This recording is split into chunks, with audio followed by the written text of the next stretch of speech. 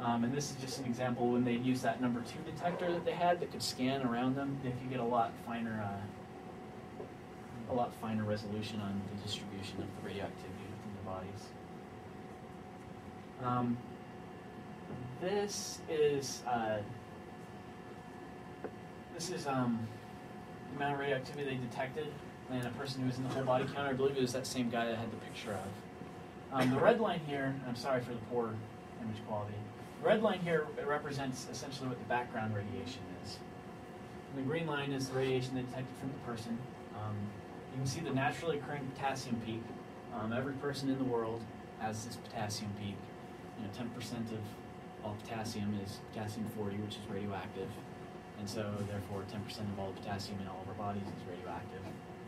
Then you can see here sort of the Compton scattering effects of potassium. And then you can see the cesium peak here, from radioactive cesium. Now, they'd run into, it was kind of hard for them at first to determine how much of this peak was from cesium, how much of it was from, scattering. Specifically even from the potassium. Through Compton scattering, you'll end up with, a good chunk in here that isn't actually from cesium. And so when trying to determine what amount of cesium is present in the body, they need to be able to figure that out. So they like to get scans of people who don't live in the area, aren't contaminated with any cesium whatsoever. So this is actually a scan of me. You can see the background. Here's my potassium peak. And you see no cesium peak. And so statistically, they'll get as many readings of people like me as they can. And then they'll just go ahead and take some averages and be able to calculate approximately how much of the cesium peak. And what's the rest of that?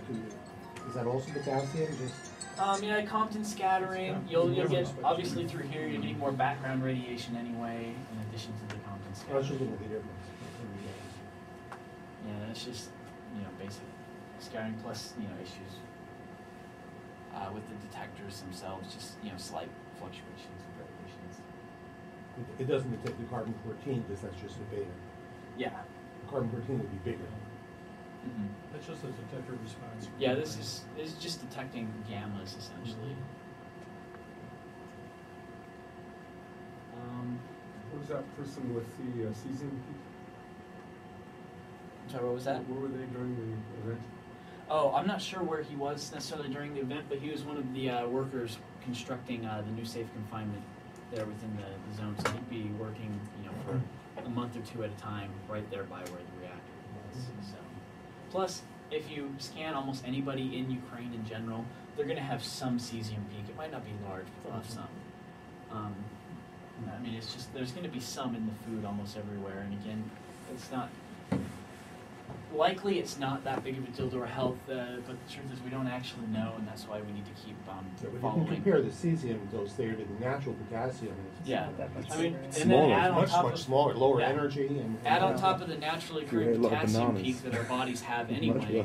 Add on to that, radiation, just terrestrial radiation, naturally occurring radiation from the Earth, cosmic radiation. Anytime you're in an airplane, you're getting a lot higher radiation dose of the cosmic rays.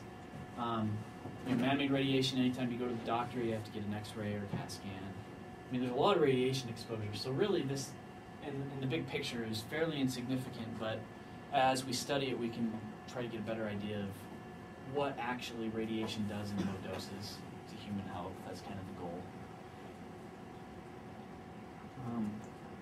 That's essentially my presentation. If you guys have any other questions, I'd be happy to answer any of them you have.